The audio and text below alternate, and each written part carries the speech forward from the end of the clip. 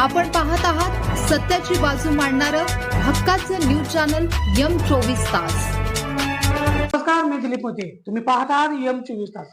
राज्यातील बळीराजा पुन्हा एकदा संतापला आहे। निमित्त आहे महाराष्ट्र शक्तीपीठ द्रुतगती महामार्ग।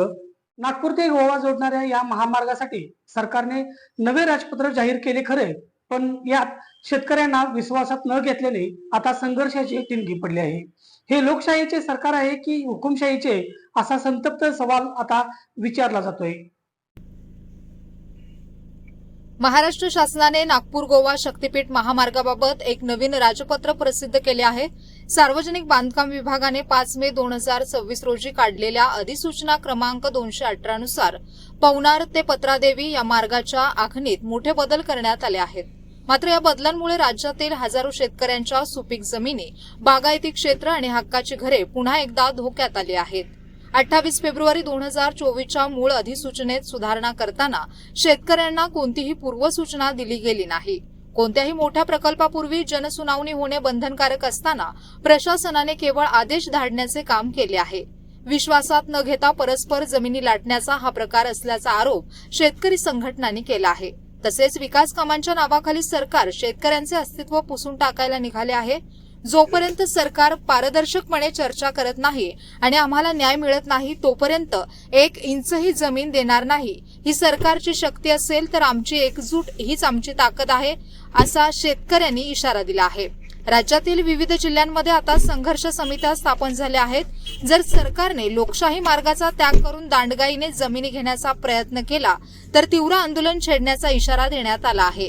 यामुळे येणाऱ्या काळात शक्तीपीठ महामार्गाचा हा घाट सरकारसाठी राजकीयदृष्ट्या अडचणीचा ठरणार असल्याचे दिसत आहे। शासनाने 28 फेब्रुवारी 2024 रोजी जी अधिसूचना जाहीर केली होती, त्यानंतर काल 5 मे 2026 रोजी शक्तीपीठ महामार्गाबद्दल नवीन राजपत्र जाहीर केले आहे। त्यामध्ये शेतकऱ्यांची हजारो हेक्टर बागायती जमीन, सुपीक जमीन, पाणस्थ जमीन पूर्णपणे या शक्तीपीठ महामार्गाला जाते आणि हा जो मार्ग होणार आहे नागपूर ते गोवा, संपूर्ण महाराष्ट्रात जवळजवळ 12 जिल्ह्यातून हा मार्ग जातो। 29 तालुके यामध्ये आहेत। प्रत्येक ठिकाणची भौगोलिक परिस्थिती वेगवेगळी आहे।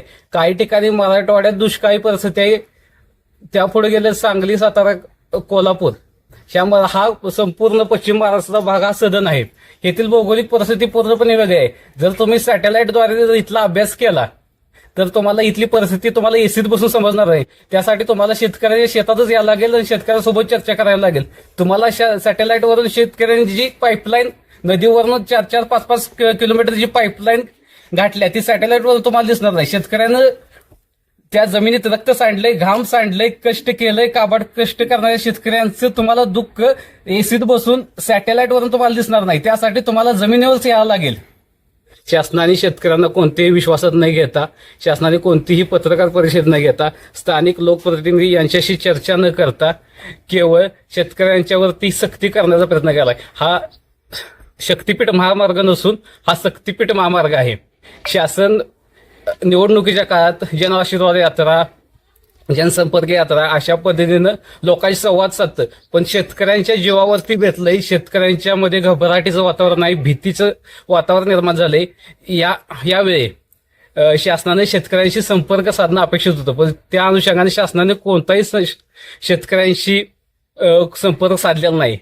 या शासनाचा मी तीव्र शब्दात निषेध करतो। तसेच छत्रपती शिवाजी महाराजांनी शेतकऱ्याच्या भाजीच्या देठालाही हात लागता कामा नये अशा सूचना सैनिकांना दिल्या होत्या आणि शासन असं म्हणते की आम्ही छत्रपती शिवाजी महाराजांच्या विचारांचं सरकार चालवतो, पण मला ह्या शासनाच्या या निर्णयापासून असं वाटतं की हे छत्रपती शिवाजी महाराजांचे विचार सरकार नसून मोगलशाही, आदिलशाही आणि पोर्तुगीजांच्या विचारांचं सरकार आहे।